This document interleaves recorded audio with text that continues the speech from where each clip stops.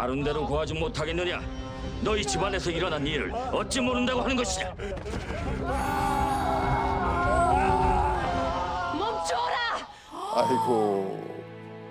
기어이. 남은 아우들까지 죽이시겠다는 겁니까? 아우들을 살려주시옵소서.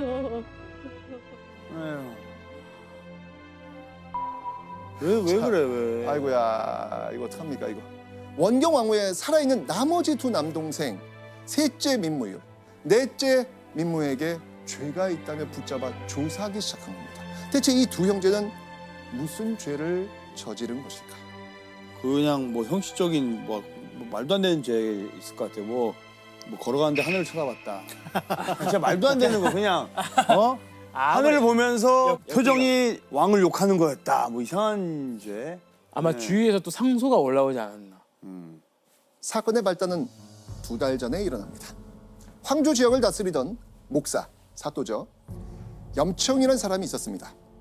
염청이 데리고 있던 노비가 한 명 있었거든요. 그런데 그 노비가 산호비에서 풀려나고 싶어서 소송을 합니다.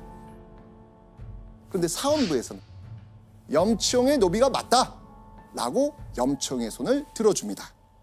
그런데 노비가 재심을 요청합니다. 그때 태종이 판결을 내립니다. 아니다. 그 노비는 국가 소속이다 라고 판결을 한 거예요. 자, 이렇게 해서 왕의 판결로 노비의 신분이 산호비에서 국가 소유가 됐으니까 공노비가 된 거예요. 염청 입장에서는 어떻게 했어요? 뺏긴 거죠. 그렇죠. 예. 당시 노비는 내 재산이거든요. 사유 재산인데 염청 입장에서는 재산을 지금 누구한테 뺏긴 거예요? 나라. 국가에 뺏긴 거잖아요. 그래서 친했던 그 원경 왕후의 넷째 남동생 민무에게 하소연을 합니다.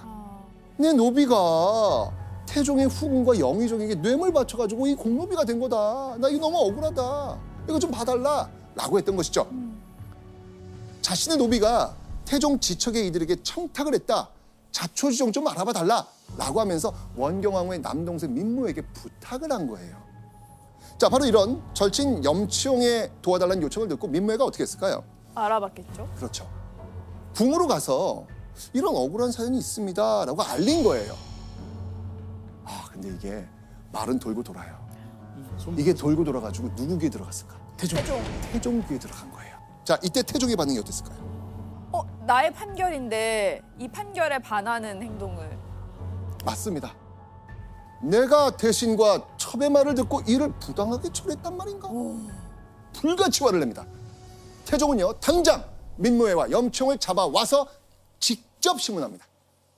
그리고 얼마 후 태종은 염청을 의금부에 가혹하라고 명했죠. 그리고 처남 민무애는 일단 석방시킵니다. 일단 자, 근데 그 모든 상황을 지금 중궁전에서 지켜봤겠죠. 누가? 원경 원경 왕후가 하녀나 남은 동생들에게 무슨 일이 닥칠까 불안해집니다. 그런데 그때 원경 왕후는 피가 거꾸로 솟는 말을 전해 듣게 됩니다. 누군가 태종에게 민무애와 민무율에게 또 다른 죄가 있다면서 고발을 했다는 겁니다. 근데 그 고발한 사람이 너무 충격적이에요. 네. 자신의 동생들을 고발한 사람. 네.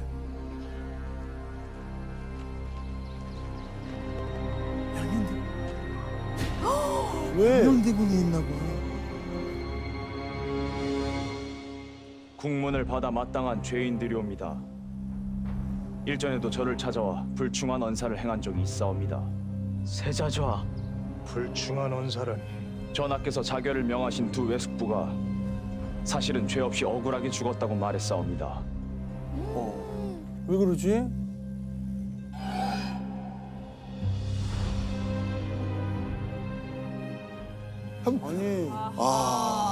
아니 외삼촌을 가지고 아니 무슨 자, 원경 왕후의 사랑 금쪽 같은 큰아들 양녕대군이 외삼촌인 민무애가 한창 탄핵 여론에 휩싸였을 때 아버지 태종에게 바로 이 외삼촌들의 지난 언행을 고자질한 겁니다. 세자 양녕대군이 구한 사건의 전말은 이랬습니다. 2년 전 원경왕후가 아플 때 세 아들이 병시중을 들고 있었습니다. 그때 민무율, 민무회가 병문안을 왔고요. 세자 양녕대군과 얘기를 나누게 되었죠. 삼촌 민무회는 세자에게 형들이 죽은 게 억울합니다 라고 하소연을 했습니다. 이때 양녕대군이 뭐라고 했을까? 이렇게 얘기합니다. 외삼촌들의 가문은 깨끗하지 않습니다. 양녕대군은 아버지 태종이 옳은 판단을 했다고 말한 거죠. 근데 이 말을 듣고 넷째 민무회가 발끈해요. 세자조하께서는 우리 가문에서 잘하지 않으셨습니까? 자, 이 말은 무슨 뜻이겠어요?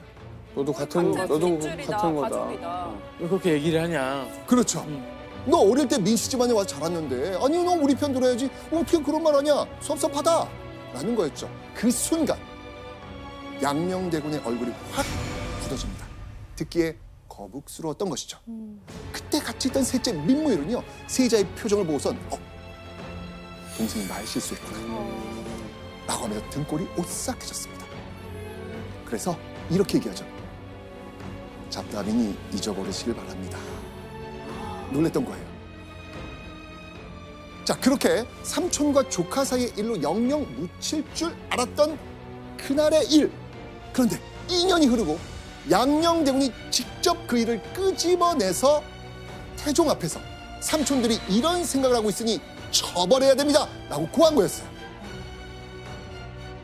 교수님, 근데 양녕대군이 왜 굳이 삼촌과의 어떤 일들을 다 일러바친 거예요? 이거는 양녕대군의 정치력이 좀 보이는 장면입니다. 이 시기가 양녕대군이 여자 문제를 아버지 태종에게 미움을 받고 있던 시기입니다. 그러니까 양녕의 입장에서는 아버지 태종이 눈에 들어야 되는 그런 행동 보였던 거지요. 자기가 살기 위해서 그렇죠. 삼촌을 또 그 어린아이 그것도 판단을 했네요. 그러니까 양녕도 정치인입니다.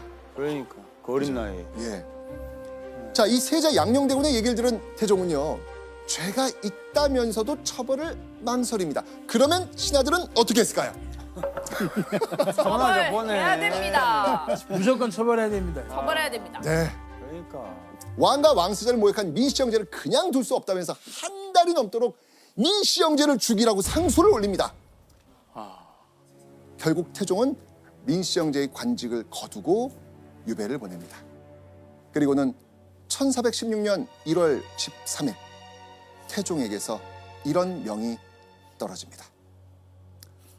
도망가지 못하게 하고 만약 자진하고자 하거든 말리지 말라. 이게 무슨 뜻이겠습니까? 알아서 죽어라. 죽으란 뜻이에요. 자결해라 이거잖아요. 죽으란 뜻이에요. 맞습니다. 이로써 원경왕후는 앞서 두 남동생을 잃은 지 6년 만에 마지막 남은 두 남동생마저 잃게 됩니다.